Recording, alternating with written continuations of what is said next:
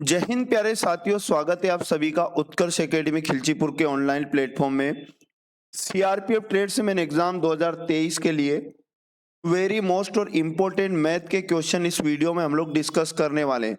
प्यारे साथियों, ऐसा ही एग्जाम के अंदर पेपर आपको देखने को मिलेगा।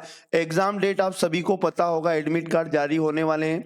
यदि आप बीएसएफ, सीआईएसएफ, एसएससी, एमटीएस या दिल्ली पुलिस अन्य किसी प्रतियोगी परीक्षा की तैयारी भी कर रहे हैं तो भी ये क्लास आपके लिए वेरी मोस्ट और इम्पोर्टेंट साबित होगी। इस क्लास का पीडीएफ आप हमारे टेलीग्राम से डाउनलोड कर सकते हैं। टेलीग्राम का लिंक आपको इस वीडियो के डिस्क्रिप्शन में मिल जाएगा। और प्यारे साथियों, एक भी क्वेश्चन को बिना स्किप किए पूरे वीडियो को ध्यानपूर्वक समझना है। बिल्कुल जीरो टू हीरो हर एक क्वेश्चन का आपको यहाँ पर सॉल्यूशन बताया जाएगा। 59वां पार्ट आज हम लोग डिस्कस करने वाले हैं।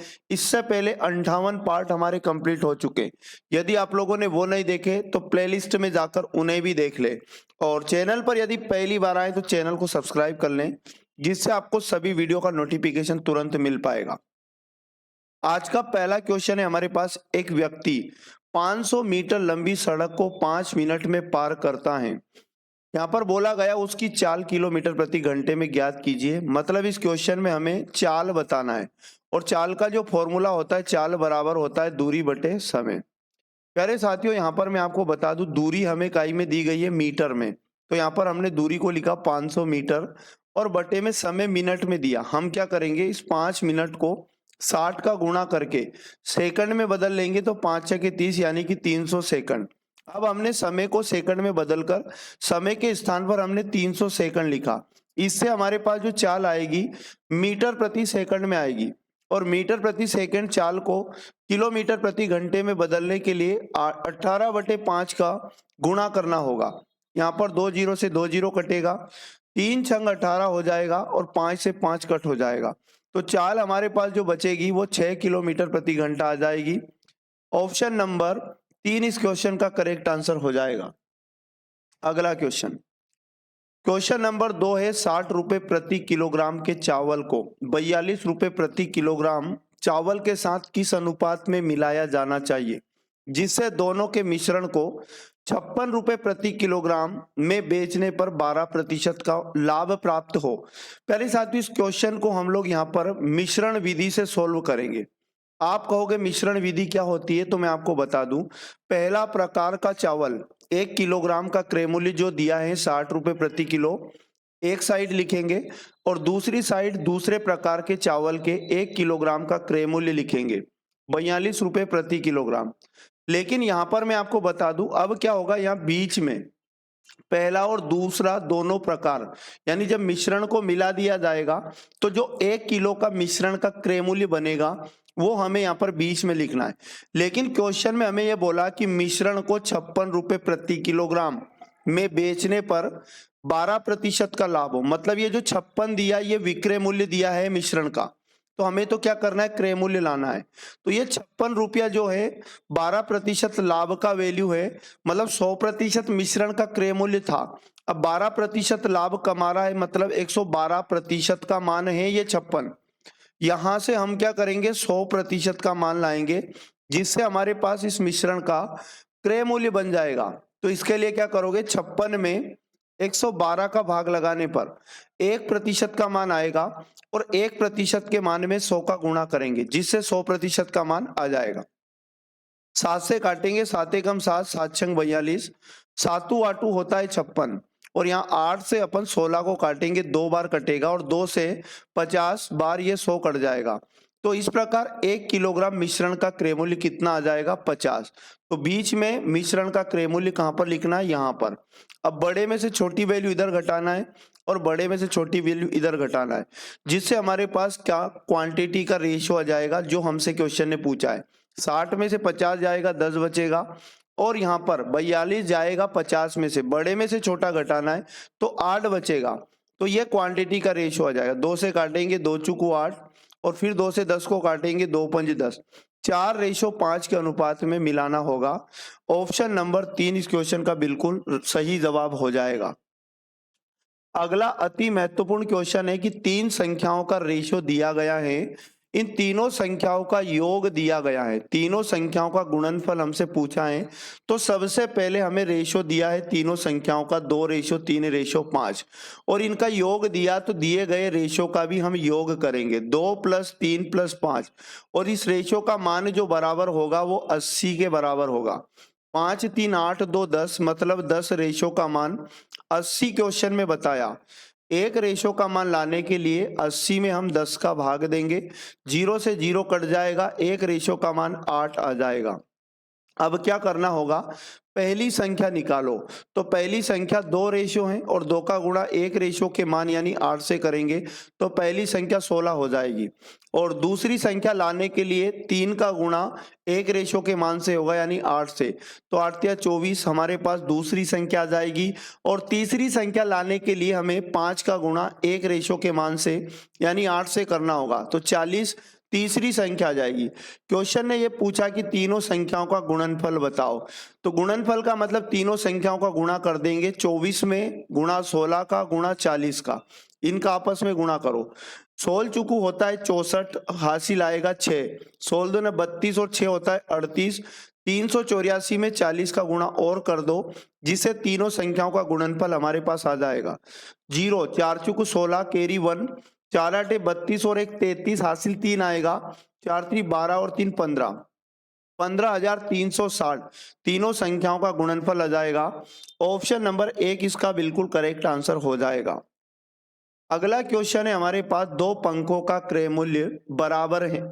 एक पंखा 20% हानि पर और दूसरा पंखा 60% की हानि पर बेचा जाता है, कुल हानि का प्रतिशत क्या होगा। तो हम क्या करेंगे, यहाँ पर इसे फ्रैक्शन विधि से सोल्व करेंगे। पहला पंखा और दूसरा पंखा, पहले पंखे को 20% हानि पर बेचा गया, तो क्या करो इस 20% का फ्रैक्शन बना लो। 20% का फ्रैक्शन कैसे बनेगा, 20 और प्रतिशत का मतलब होता है बटे में 100, इसे काटेंगे तो हमारे पास 1/5, यहाँ पर 20% की फ्रैक्शन बन जाएगी। तो इस फ्रैक्शन में जो नीचे वाला मान होगा वो क्रय मूल्य होगा और यहाँ पर 5 यूनिट पहले पंखे का क्रय मूल्य है और विक्रय मूल्य का रेशो भी हम लोग बना लेंगे। तो यहाँ पर विक्रय मूल्य का जो रेशो बनेगा, एक हानि हुई 5 यूनिट क्रय मूल्य है और 1 यूनिट का हानि हुआ, मतलब विक्रय मूल्य 4 यूनिट होना चाहिए। इसी प्रकार दूसरे पंखे की बात कर रहा है, 60% हानि बोला गया, 60% का फ्रैक्शन बनाएंगे 60/100, यहाँ पर 20 या 60 होता है और 20 से 5 100 हो जाएगा। तो यहाँ पर दूसरे पंखे का क्रय मूल्य का जो रेशो बनेगा वो 5 यूनिट बनेगा और विक्रय मूल्य अगर बात करें तो हमारे पास हानि पर बेचा गया तो 5 में से 3 जाएगा, 2 यूनिट विक्रय मूल्य बनेगा। प्यारे साथियों, क्वेश्चन में बोला गया कि दोनों के विक्रय मूल्य समान हैं, सॉरी क्रय मूल्य का यहाँ पर बोला गया कि दोनों के क्रय मूल्य बराबर हैं। तो यहाँ पर इस फ्रैक्शन में दोनों के क्रय मूल्य अपने को बताया है, जो 5 यूनिट आया और ये आपस में बराबर हैं। तो आप क्या करो, कुल क्रय मूल्य निकाल लो पहले दोनों का, पहला पंखा भी 5 का और दूसरे पंखा भी 5 का, तो टोटल जो क्रय मूल्य बनेगा 10 यूनिट बनेगा। और टोटल विक्रय मूल्य की यदि बात किया जाए तो 4 यूनिट यहाँ और 2 यूनिट यहाँ, इनको जोड़ो तो 6 यूनिट विक्रय मूल्य। इस प्रकार उस व्यक्ति को जो हानि हुई, अगर 10 यूनिट का सामान 6 यूनिट में बेचा जाएगा तो 4 यूनिट की हानि होगी। अब क्वेश्चन ने यह कहा कि हानि का प्रतिशत बताओ, तो हानि प्रतिशत बराबर हानि बटे क्रय मूल्य, क्रय मूल्य कितना है 10 यूनिट और गुणा में 100 हो जाएगा, 0 से 0 कट जाएगा, 4 टेंजा होता है 40, 40% की हानि इस क्वेश्चन में हो जाएगी। ऑप्शन नंबर 2 इस क्वेश्चन का बिल्कुल करेक्ट आंसर हो जाएगा। अगला क्वेश्चन ये कह रहा है कि एक चोर 10 बजे सुबह पर हिरासत से भाग जाता है, वह 40 किलोमीटर प्रति घंटे की चाल से दौड़ता है। कौन दौड़ता है, चोर दौड़ता है। पुलिस कर्मी को 11:30 बजे चोरी का पता चलता है सुबह के टाइम और चोर के भागने वाले स्थान से उसका पीछा करना शुरू करता है। पुलिस कर्मी की चाल 60 किलोमीटर प्रति घंटा है, चोर किस समय पकड़ा जाएगा। इसे करने के लिए क्या करो, सबसे पहले तो हमें सापेक्ष चाल बना लेना है। सापेक्ष चाल क्या होती है मैं आपको बता दूं, जब दो चालें एक ही दिशा में गतिमान है, दोनों एक ही दिशा में भाग रहे हैं तो चालें घट जाएगी, मतलब 60 किलोमीटर प्रति घंटे में से 40 किलोमीटर प्रति घंटे को घटाएंगे तो सापेक्ष चाल 20 किलोमीटर प्रति घंटा बनेगी। अब क्या करना होगा आपको, तो आपको यह करना होगा, चोरी कितनी बजे हुई, 10 बजे, पुलिस को कितनी बजे पता चला, 11:30 बजे, तो आपको यहाँ लिखना हो गया 11:30 AM तक चोर द्वारा तय की गई दूरी हमें लाना है, क्योंकि 10 बजे चोरी हुई, 11:30 बजे तक चोर भागता रहा, जिससे यहाँ पर दूरी कितनी कवर करी, इन दोनों के बीच कितना गैप हो जाएगा। दूरी का फॉर्मूला लगाओ, दूरी बराबर होता है चाल गुणा समय। अब यहाँ पर मैं बता दूं, चोर जो भागा था वो 40 की स्पीड से भागा था, तो 40 गुणा कितने समय तक भागा, जब तक पुलिसकर्मी दौड़ा तब तक 1.5 घंटा हो चुका था। 10 बजे से 11:30, 1.5 घंटा मतलब 1.5 घंटे लिख सकता हूं। ये पॉइंट हटेगा, नीचे एक जीरो आ जाएगा और यहाँ भी जीरो से जीरो कट जाएगा, 15 चुक कितना, 60, मतलब 11:30 बजे तक चोर ने 60 किलोमीटर की दूरी तय कर ली थी। तो अब क्वेश्चन में बताना है चोर को पकड़ने का समय, तो 11:30 बजे पुलिस वाले ने दौड़ना शुरू किया, तो 11:30 बजे के बाद कितना समय लगेगा। समय बराबर होता है दूरी बटे चाल। दूरी अपने को मिल चुकी है 60 किलोमीटर और सापेक्ष चाल अब बटे में रखना पड़ेगा 20 किलोमीटर। 20 किलोमीटर प्रति घंटा, 20 का भाग देंगे, 20 या 60, यानी कि 11:30 के 3 घंटे बाद चोर पकड़ा जाएगा। ध्यान रहे 11:30 के बाद वाले समय के। तो अपने को डायरेक्ट समय लाना है कि कितनी बजे चोर पकड़ा जाएगा। तो 11 बजे पुलिस वाले ने दौड़ना शुरू किया 11:30 पर, और इसमें 3 घंटे और जोड़ देंगे तो 12, 1, 2 यानी कि 2:30 बज जाएगा। तब तक 2:30 तब तक PM हो जाएगा, तो 2:30 PM पर चोर पकड़ा जाएगा। 2:30 PM ऑप्शन नंबर 1 इसका बिल्कुल करेक्ट आंसर है। अगला क्वेश्चन है हमारे पास, यदि राहुल का मासिक वेतन 3 लाख रुपए है और अगले महीने उसके वेतन में 15% वृद्धि हो जाएगी, तो 15% वृद्धि के बाद उसका वेतन कितना हो जाएगा। तो जो 3 लाख रुपए हमें दिया गया है ये अपने आप में 100% था, ठीक है।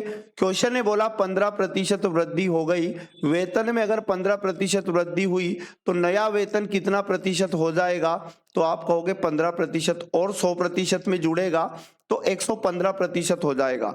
क्वेश्चन ने ये कहा उसके वेतन कितना हो जाएगा, नया वेतन, तो नया वेतन लाने के लिए जो अपना पुराना वेतन था 3 लाख रुपए, इसका क्या करो आप डायरेक्ट 115% निकाल लो, 115/100, तो नया वेतन आ जाएगा 2 जीरो से 2 जीरो, अब 3 जीरो तो ये साथ में ही चलेंगे, 3 का गुणा 115 से करेंगे, 3 पंज 15 कैरी 1, 3 एकम 3 और 1 4 और यहाँ 3 एकम 3, 3,45,000 उसका नया वेतन हो जाएगा।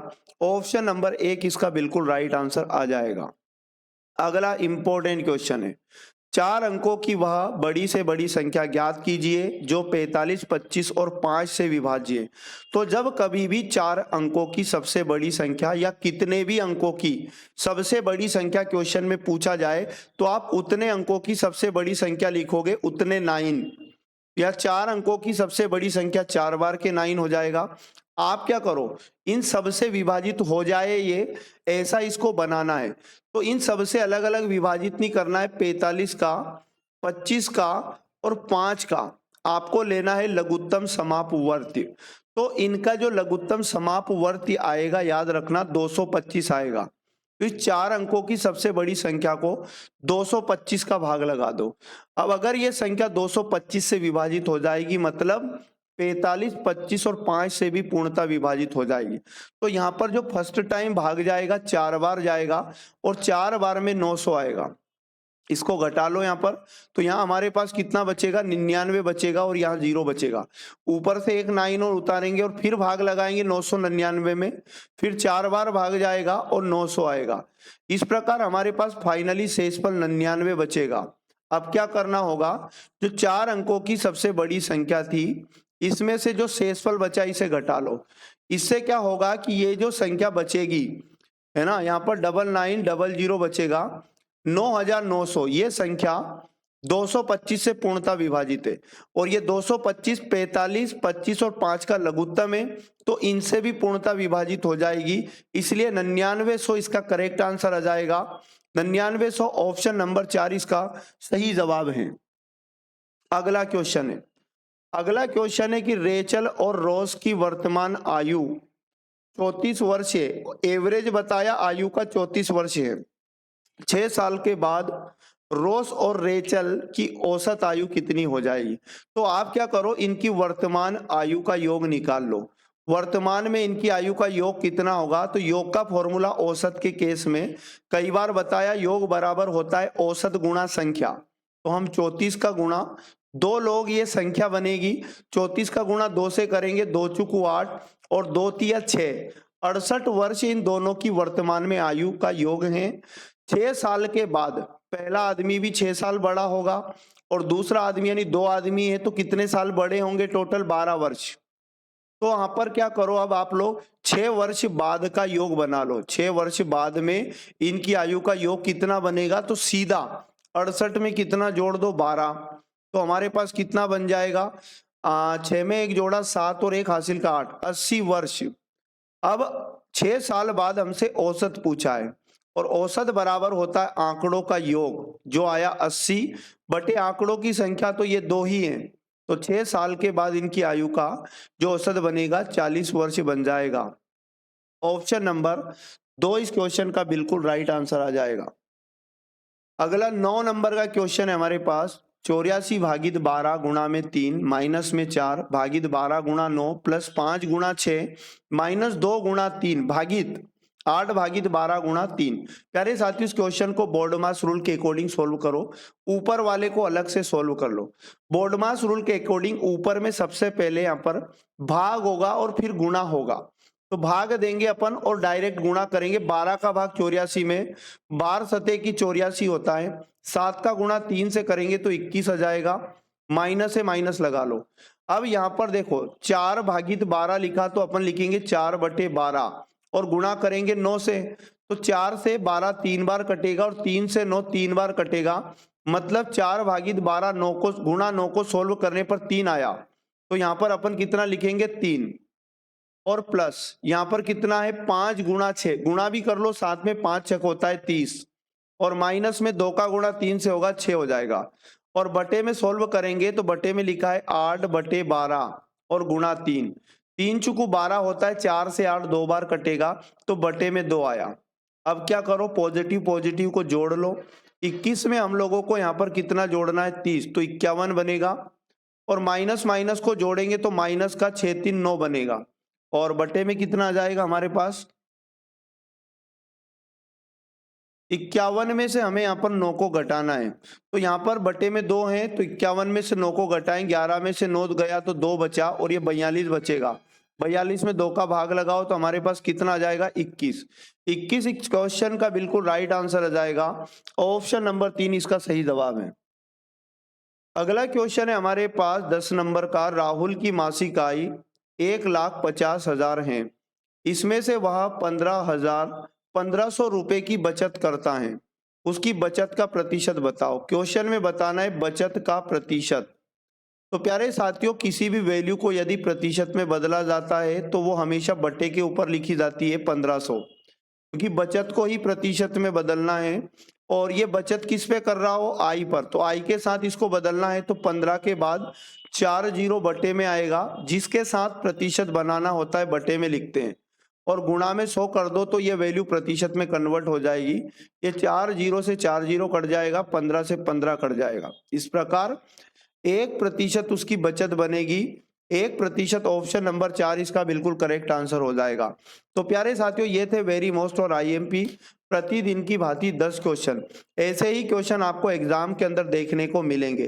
तो प्रतिदिन इस क्लास को जरूर देखा करें और अधिक से अधिक अपने सभी दोस्तों तक इस क्लास को शेयर करने में मदद करें। चैनल को भी सब्सक्राइब कर ले, जिससे आपको सभी वीडियो का नोटिफिकेशन तुरंत मिल पाएगा। यकीन मानिएगा आपका मैथ बहुत स्ट्रांग हो जाएगा आप यदि इस क्लास से प्रतिदिन जुड़ते हैं तो। मिलेंगे नेक्स्ट वाले पार्ट में, तब तक पढ़ते रहिएगा। जय हिंद, जय भारत, भारत माता की जय।